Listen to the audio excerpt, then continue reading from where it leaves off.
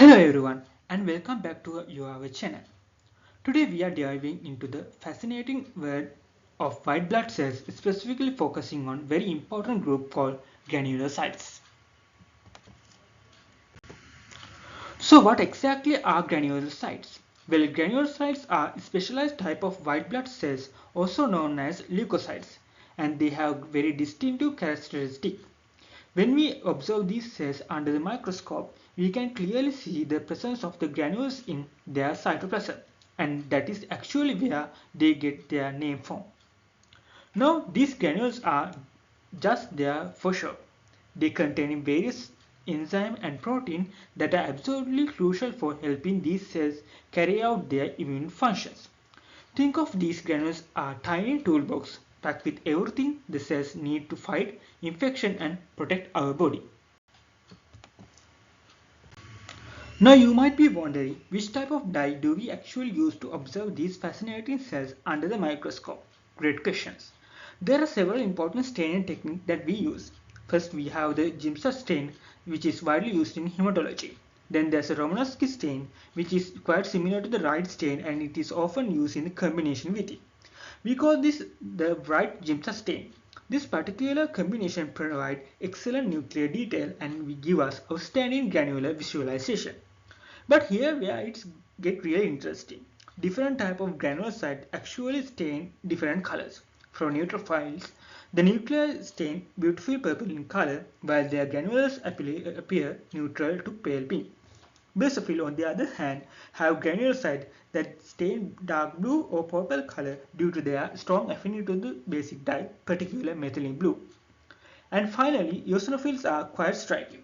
Their granules stain a bright orange red to pink color thanks to their affinity to the eosine. This color differentiation is actually how we can easily identify each type of granulocytes. Let's start our detailed exploration with neutrophil. And there's good reason we are starting here. Neutrophils make up about 50 to 70% of our total white blood cells count, making them the most abundant white blood cells in our body. From morphological standpoint, these cells are quite distinctive. They typically measure the 10 to 12 micrometers in diameter, and one of their most characteristic features is their multi-lobe nucleus. You will typically see 3 to 5 lobes connected to the by thin chromatin strands which almost look like a string of beads under the microscope. The cytoplasm appear a pale pink and contain fine granules. These granules are actually of two types: primary granules, also called eosinophilic granules, and secondary granules, which are the specific granules. However, neutrophils have relatively short lifespan. They circulate in our bloodstream for only 6 to 9 hours, and once they are migrated in the tissues, they survive for just 1 to 2 days.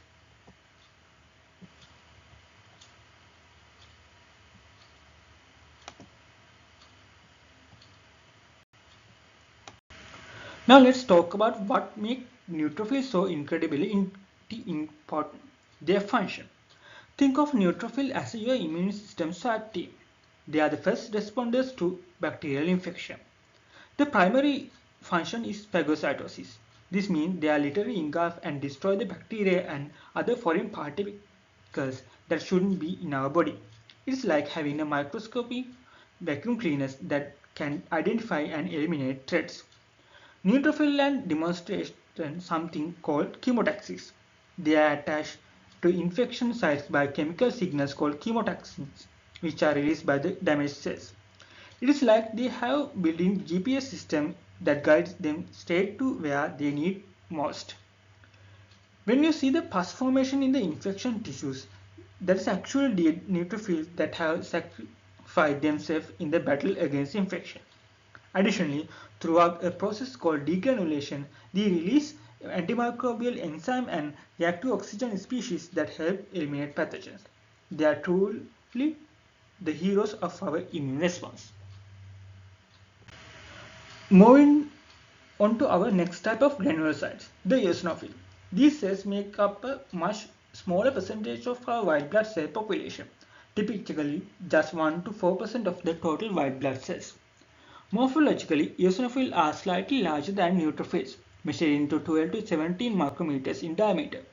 What really sets them apart is their distinctive bilobed nucleus, which often look like a figure 8 or pair of spectacles. It is quite characteristic and easy to identify. The cytoplasm is absolutely packed in a large orange-red granules, and these aren't just for the decorations. These granules contain some pretty powerful substance, including major basic proteins, eosinophil cationic protein, and peroxidase. Eosinophils have a longer lifespan compared to the neutrophils. They circulate for about 8 to 12 hours in the bloodstream, but once they reach tissues, they can survive 8 to 12 days, which is significantly longer.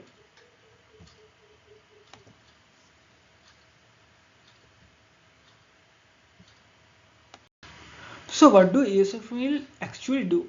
Well, they are like our body's specialized defense force against the specific threats. Their primary role is parasitic defense. They are our main line of defense against parasitic worms, also known as the helminthes.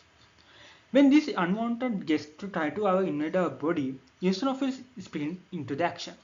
While they can perform phagocytosis, they are not as active in their role as neutrophils.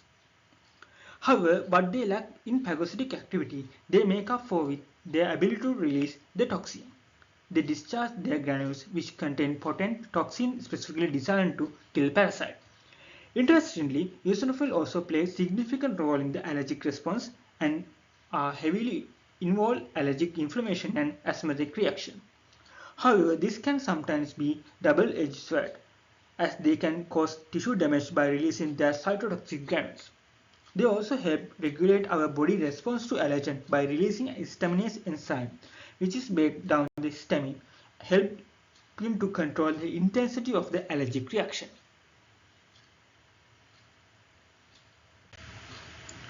Finally, let's discuss the rares of our granulocytes, the basophil. These cells can make up only 0.5 to 1% of the total white blood cells, making them the least common white blood cells in our circulation. Despite their small numbers, they are quietly distinctive morphologically. Basophil measure the 10 to 40 micrometers in a diameter and have either an S-shaped or bilobed nucleus. However, here's something interesting. Their nucleus is often obscured by their granules, making it sometimes difficult to see clearly. Speaking of the granulocytes, basophils are packed with large, dark blue to purple granules that contain some very important substances, heparin, histamine, and other inflammatory mediators. These granules are like chemical warehouse, ready to release their content when needed. Basophils have a shorter lifespan among the granulocytes, surviving only few hours to the few days.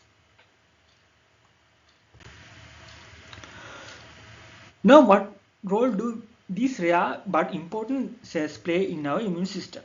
Basophils are the absolute central of the allergic reaction, particularly immediate hypersensitivity reaction. One of their key functions is anticoagulation. They release heparin, which prevents the blood clotting. This might seem controversial, but it's actually crucial for maintaining proper blood flowing during the inflammatory response. Basophils are also major players in inflammation, releasing histamine and other inflammatory substances that help coordinate the immune response. They have a special receptor for IgE antibodies, which make them incredibly sensitive for the allergen.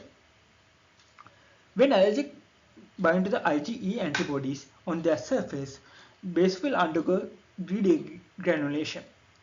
They literally dump their granule contents into the surrounding tissues. This process what triggers the many of the symptoms we associate with allergic reaction, from runny nose in hay fever to more serious symptoms in severe allergic reaction.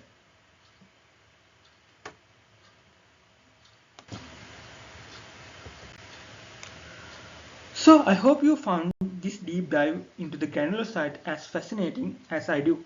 If you enjoyed this video, please don't forget to like, subscribe and hit the notification bell for more content. Thank you.